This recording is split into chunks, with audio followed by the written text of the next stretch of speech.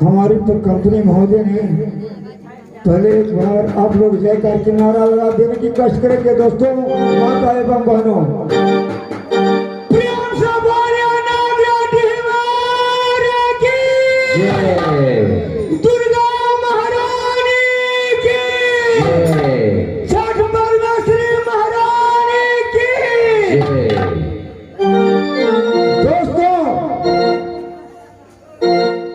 आज की रात हमारी कंपनी ने बहुत चुन करके खेल रखा है आप लोगों के सामने। ऐसा खेल है कि जंगली मार और जंगली बेटा जलसिंह का। प्यारे भाइयों माता एवं बहनों, अगर हम तमाम कलाकारों से कोई तरह की गलतियां हो जाए तो उस पर ना ध्यान देते हुए जो त्रुटि भाषा में हम लोग खेलते हैं उस पर ध्यान देने की कष्ट करेंगे और आनंद लेंगे। वही जंगली मार जंगली बेटा का यह नागपुर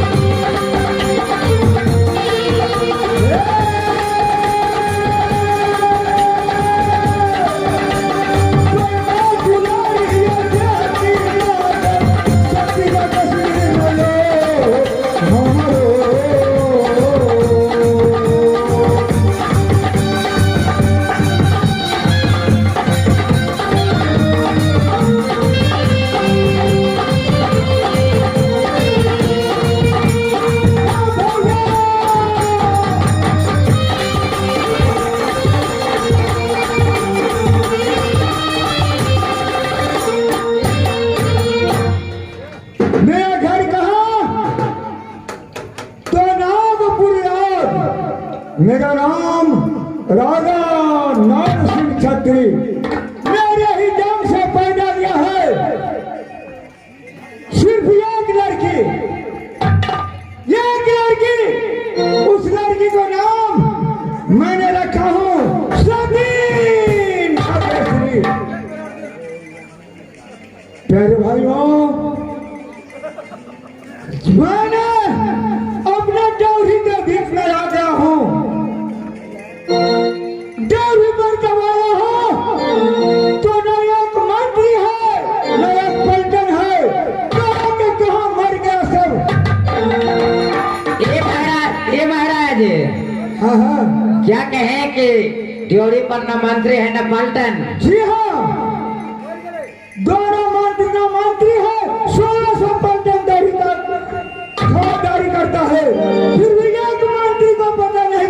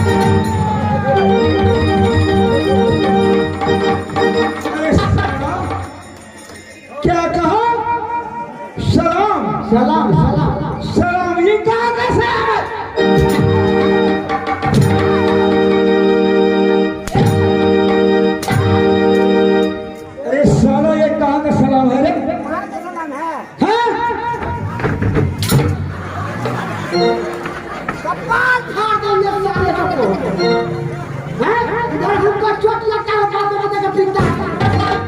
बोलते मारो अरे कहाँ का सलाम है मालिक हाँ आज आप छुट्टी लेने रही छेड़ में क्या छुट्टी लेने रही छेड़ में कि नहीं लेनी चाहिए हाँ सो तो दिया था तो छुट्टी का कितना दिन हो गया छठ का कितना दिन हो गया यहाँ बात मांग हाँ बोलो छुट्टी ले लिए ना अच्छा घर में जाके हाँ हम शुरू कर देंगे नेपाल भी जाए क्या पाकिस्तान घूमे पाकिस्तान जी मालिक अच्छा अरे तेरा बहनी बाप ने कते चिटका बना चले करते हम कभी आम के ना करबे रे बाप हमरा ने हर लो ने फिर लो अरे जब तूने रहते हो इंडिया का में और गुण गाता है पाकिस्तान का सलाम तो तुम्हें यह सलाम यही सिखाया है कि खाता खाता पीते हो इंडिया का और सलाम करता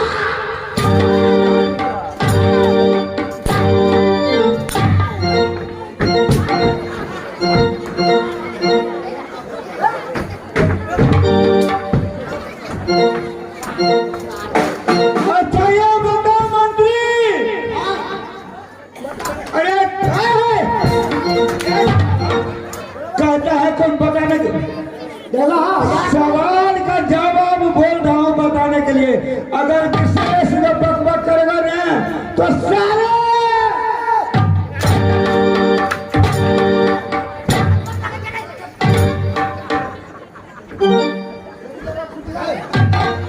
तू जानता नहीं है राजा नागेश्वर सिंह का जिंदा जवाब देंगे जिंदा जवाब देंगे कोई नहीं जानता है इस दुनिया में राजा नाग सिंह को कि ऐसा खूंखार राजा है मंत्री अच्छा मैं तुम्हें बहुत मारा हूं ना कल घुमा खरीद लो अच्छा फिर वही बात छोटी मुंह बड़ी बात अरे मंत्री मैं तुमको तो मार दिया ना हाँ, तो लेकिन प्यार भी मैं तुम